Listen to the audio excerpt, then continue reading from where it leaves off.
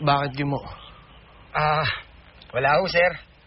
Naisip ko lang ho, napakaswerte nyo. Hindi ho kayo tumatanda. Hindi swerte yung Gimo. Minsan, isa rin tong sumpa. Namatay na lahat ng mga nakasabayan ko. Tulad ng iyong ama at lolo, habang ako nananatiling bata. Ayaw yun ba yun, sir? Malungkot, Gimo. Kailangan kong lumayo. Bago ko matuklasan na hindi ako tumatanda, kailangan kong iwanan yung mga mahal ko sa buhay. Kaya nga nagpapasalamat ako sa iyo at sa iyong pamilya at katulong ko kayo sa pananatili ng aking lihim. Hindi nyo rin naman kami pinabayaan, sir. Salamat din po.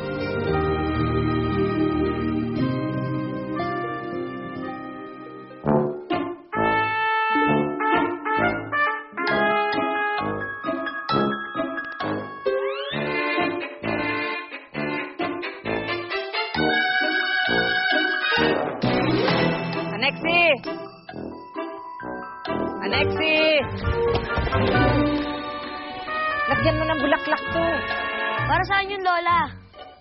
Para kay Prinsipe Almiro at sa babaeng nililigawan niya. Lara. Sa tingin nyo ba sasama si Lara kay Prinsipe Almiro? Bakit naman hindi? Alexi! Come on! Okay.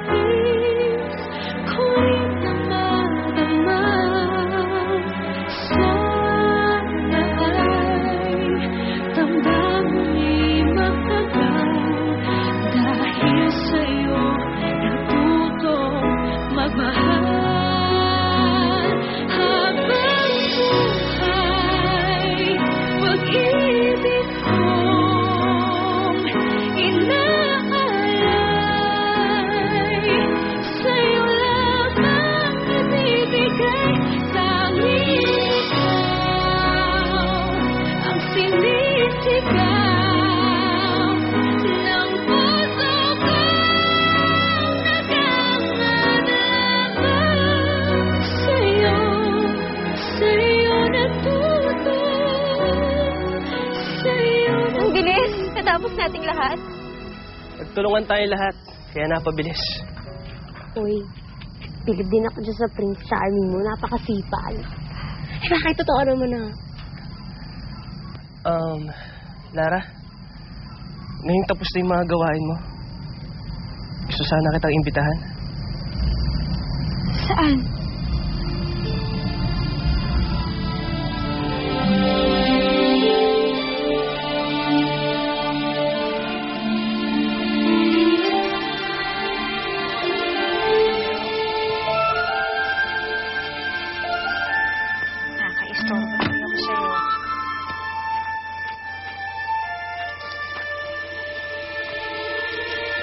Nung huling punta mo kasi dito, hindi tayo masyado nagkasama eh. Kaya gusto ko, sa pagkakataong ito, masikaso kita ng lubusan. Halika, panda ako kay Dama Rosata ng merienda natin.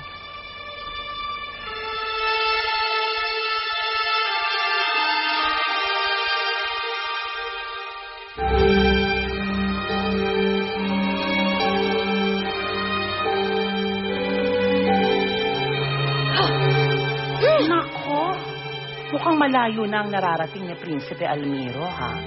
Mukhang may napapaibig na siya.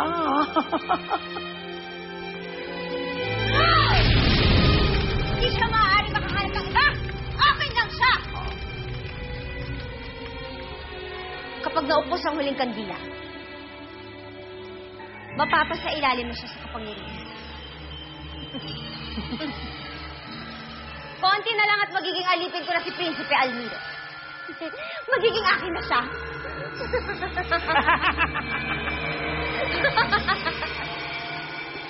Kaya kailangan may gawin ako.